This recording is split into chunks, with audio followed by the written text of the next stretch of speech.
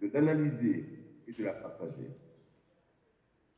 Par ailleurs, l'innovation scientifique a connu un grand accélérateur en repoussant fortement les frontières de la science et en conduisant à l'émergence de nouveaux domaines de connaissance, dont l'intelligence artificielle.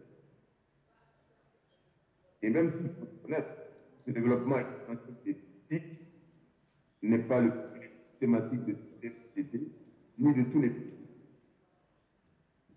encore moins des couches, et que bien que les populations restent marginalisées quant à l'utilisation de ce outil, il n'en demeure pas moins que le développement de cette nouvelle société crée une situation inédite. Effectivement, pour la première fois dans l'histoire de l'humanité, les technologies d'information et de communication créent les conditions potentielles d'exploitation sans fin pour que chacune et chacun, sans fin pour chacune et chacun, de l'immense ressource qu'elle constitue, pour peu que l'accès soit facilité dans sa langue maternelle ou dans la langue où elle maîtrise le mieux, et en termes de coût et de praticalisation. Cette évolution technologique permet ainsi une sorte de démocratisation et une démultiplication des savoirs, qui est en soi une finalité de l'humain. Cependant, force est de constater que là encore, certaines parties du monde subissent les effets de la fracture numérique. En effet, l'Afrique et nombre de pays du Sud ont un décalage considérable qui bride leur capacité à exposer et proposer leur vision du monde comme solution aux dérives actuelles. La concrétisation active des sciences humaines et sociales d'Afrique n'offre pas un cadre approprié pour appréhender le contexte évolutif de l'humanité qui est essentiellement marqué par le nouvel contexte de production, de définition et d'acquisition de savoir. Les interactions entre les sciences humaines et les technologies revêtent des formes de plus en plus contestées qu'il faut pourtant dompter. L'exemple de la pandémie de Covid-19 a mis en alerte notre incapacité en tant qu'Africains à anticiper des bouleversements radicaux à cause d'un manque d'espace de réflexion et de promotion de nos propres capacités à inventer une culture basée sur un modèle alternatif capable de nous permettre de maîtriser les transformations sociales importantes.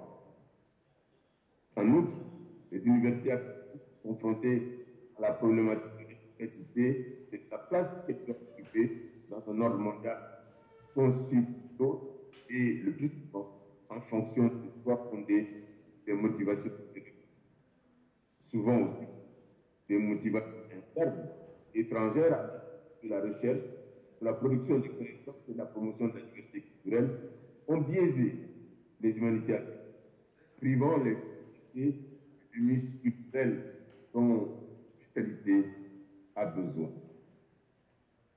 Pourtant, au sortir de cette crise, le monde est appelé, en tirant les questions qui s'imposent, à devenir un espace de concertation sur les tendances non plus du seul prisme de l'économie et de la géostratégie, mais aussi de celui des sciences, des humanités, qu'il faut en vérité repenser. En définitive, ce qui peut être porteur de solution peut être en même temps une menace. Cet ensemble peut être au service de la dissémination de l'intelligence humaine offre des perspectives fulgurantes dans plusieurs domaines, dont ceux des humanités. Mais au regard de l'évolution même de notre société qui veut reconstruire cette humanité, n'est-il pas important de s'interroger sur la capacité des acteurs des humanités à allier le paradigme de remodélage de notre idéal humain et de l'existence tangible de l'humanité digitale? Ne serait-il pas le rôle des humanités à s'inviter à la case des propositions fortes pour des alternatives ou des convergences face à la montée en puissance de la technologie? Nous sommes plus que jamais interpellés. Mais nous avons des solutions pour peu que nous substituions à l'approche euro-occidentale-centrée une approche polycentrique fondée sur la diversité culturelle et linguistique du monde, bien public mondial par excellence. Plein succès à ce symposium international. Je vous remercie de votre aimable attention. Shukran, Cheche, thank you for your kind attention. Muito obrigado, muitas gracias. Ao Nichi, ao Kaplomadio.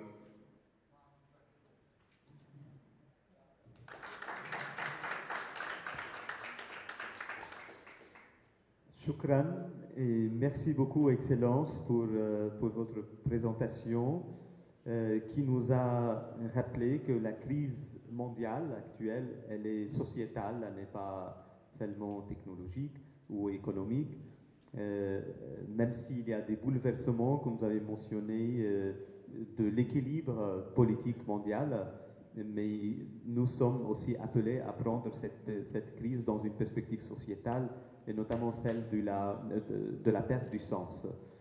Et je me souviens d'une discussion précédente avec vous, des différentes variantes, je dirais, du concept africain Ubuntu. Et je mentionne ceci parce que vous avez fini par votre présentation en nous invitant à avoir une approche davantage pluricentrique et peut-être pluridisciplinaire qui prend en compte la diversité culturelle dans notre monde comme une richesse et une ressource pour faire face à la crise actuelle ou à d'autres crises sur le plan mondial. Merci beaucoup donc et j'espère aussi qu'on aura le temps après pour interagir avec votre présentation. But now allow me to move to the third presentation in our panel with Mr. Juan Carmaj. Welcome being among us here in Byblos in Lebanon. Glad to have you. You are consultant managing from the headquarters of UNESCO the project on digital anthropology. You are from Chile and I think based between London and Paris now, so a really global citizen. So you will be speaking about the digital anthropologists releasing deeper insights of modern humanity and its social and cultural consequences. And we know how much today I think this topic is so important, especially in relation to the communication technologies and their impact on human behavior and even on democracy and on societies in large. So looking forward to hear you. Thank you. The floor is yours. Thank you very much for that kind introduction. I have a presentation. Maybe we can keep the lights down so we can see the presentation. Thanks. So good morning to all the scholars, students, and supporters of humanities sharing the room today. It's exciting to get back the feeling of community and collaboration that is so unique to academic events. First, I would like to congratulate our colleagues on the International Center for Human Science for organizing these events under the complicated circumstances of COVID. And thank you for the opportunity to share a perspective on the future of social sciences in a digital society. So as you can see for the long and pretentious title in the presentation, the aim of my presentation is to draw attention to the urgent need for social and human science innovation, particularly for the need of digital innovation anthropology as a vehicle to elevate the influence of humanities and applied methods in the public debate. Thank you. And so,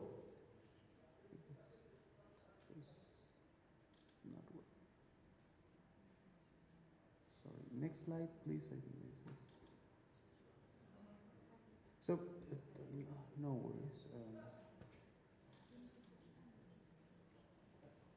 Thank you. Okay. Thank you, sir.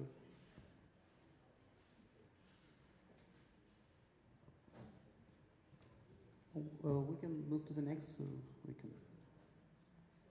Thank you.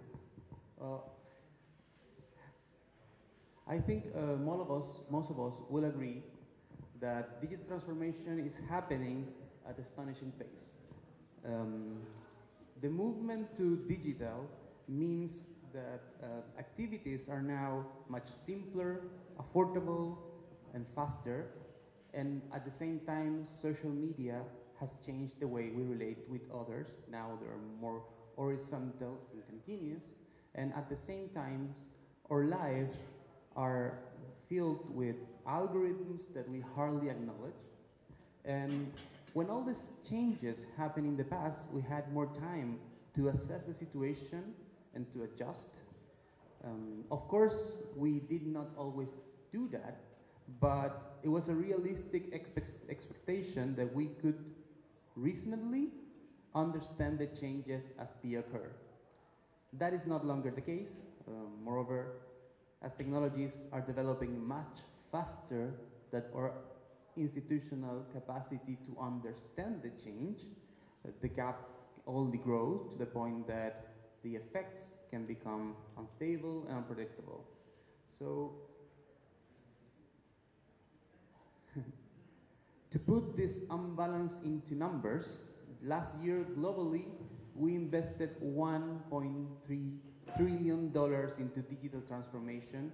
That is the equivalent of the whole GDP of Spain. And at the same time, we are collectively devoting shockingly small amounts to social science research.